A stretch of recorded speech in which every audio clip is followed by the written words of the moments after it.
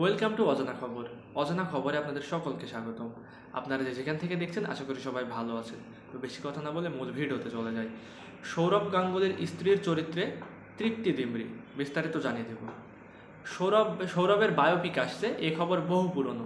তবে কবে আসছে, কে সেই সিনেমা বানাবেন তা নিয়ে নানান জল্পনা ছিল।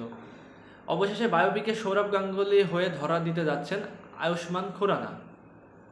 আর স্ত্রী রূপে শোনা যাচ্ছে সাহসী অভিনেত্রী তৃপ্তি ডিমরির নাম। সৌরভ গাঙ্গুলির বায়োপিক নিয়ে হিন্দুস্তান টাইমস বলছে, চলতি বছরে শুটিং ফ্লোরে যাবে সৌরভের বায়োপিক। প্রায় বছর আড়াই আগে থেকে জল্পনা চলছে তার বায়োপিক নিয়ে। সময় গড়ালেও এই প্রজেক্ট নিয়ে এখনও ধোঁয়াশা রয়েছে। সৌরভ গাঙ্গুলির চরিত্রে থাকার গুঞ্জনে উপরের তালিকায় রয়েছে আয়ুষ্মান খুরানার নাম।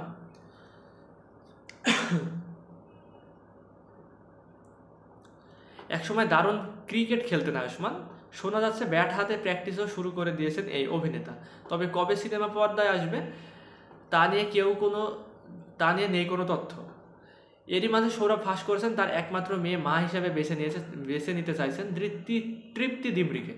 রাশ্মিকা মান্দানার কথা উঠলেও আপাতত তার জায়গায় নাম বসেছে তৃপ্তির।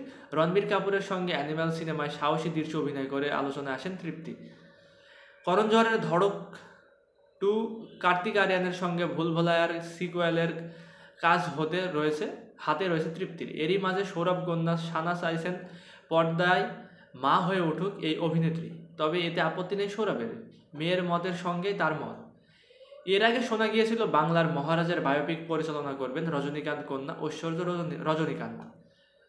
তবে বর্তমানে শোনা যাচ্ছে পরিচালকের আসনে থাকছেন বিক্রমাদিত্য মোতাওয়ানে, যিনি তার আগে লুটেরা, উড়ান এর মতো সিনেমা বানিয়েছেন। দাদার ক্রিকেট জীবন, প্রেম, বিয়ে, কলকাতার বাড়ি সবই থাকবে এই বায়োপিকে।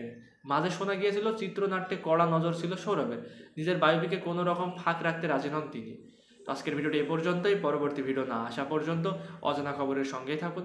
ভালো থাকুন, সুস্থ থাকুন, টেক কেয়ার, আল্লাহ হাফেজ।